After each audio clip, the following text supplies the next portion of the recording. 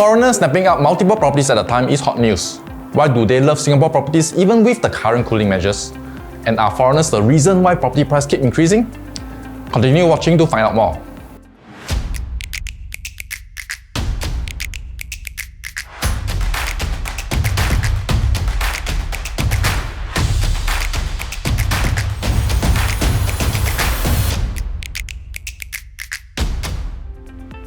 Hi everyone, I'm Khai from Propedia.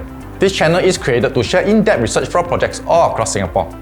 Recently, there was some interesting news of foreigners snapping up properties in Singapore. Examples are headlines such as Chinese bought 20 units at Canning Hill Piers for around $85 million.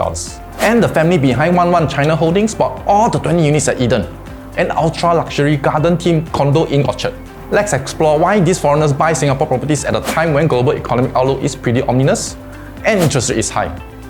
Before that, I want to address a serious misunderstanding on whether foreigners did drive up the prices in Singapore. This is a very common belief among my clients, before I even showed them the data, and I feel that we have to address this.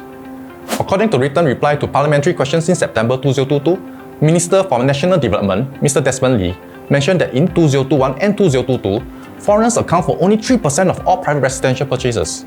And from this chart, the percentage of foreign buyers is now at the lowest level since 1995. Therefore, we can see that with the small percentage of properties bought by foreigners, they are not the main reason property prices keep increasing. A Singaporeans buying a 2 million property in Bedok will not make the news.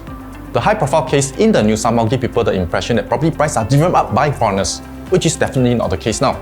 Even though the percentage is small, in the first half of 2022, there are still 444 properties sold to foreigners. Let's see why they love Singapore property so much. Reason 1. The Singapore dollar has performed very well against major currencies. The Singapore dollar is considered a safe haven currency as it is backed by a strong economic fundamentals and deep reserves. Therefore, the strong Sing dollars make it very attractive to park money in Singapore's properties. Reason 2. Stable government policies and efficiency. Singapore has been ranked third in both political stability and government efficiency. This will ensure the value of the property investment has very little downside risk, as the government wants to and have the capability to ensure that property price will not drop in a sustained manner, which will affect the economy and will thus affect the election outcome. Reason 3. Even with the recent price increase, Singapore's property price has not increased as much as other major cities, as we can see here. And the home price to income ratio is also one of the lowest among major cities globally. This means that the buyer has a very low risk of entering in a bubble even when the price is increasing, and that there is plenty of opportunity for capital appreciation. Reason 4.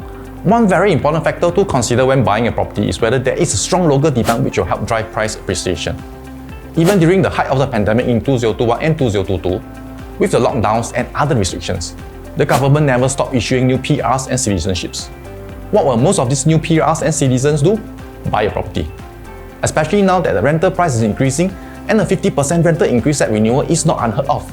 This coupled with around 22,000 citizen marriages a year creating new housing demand, families getting bigger and needing to upgrade to bigger houses. This makes up a strong inelastic demand for properties as long as they are affordable. So, can locals afford the properties?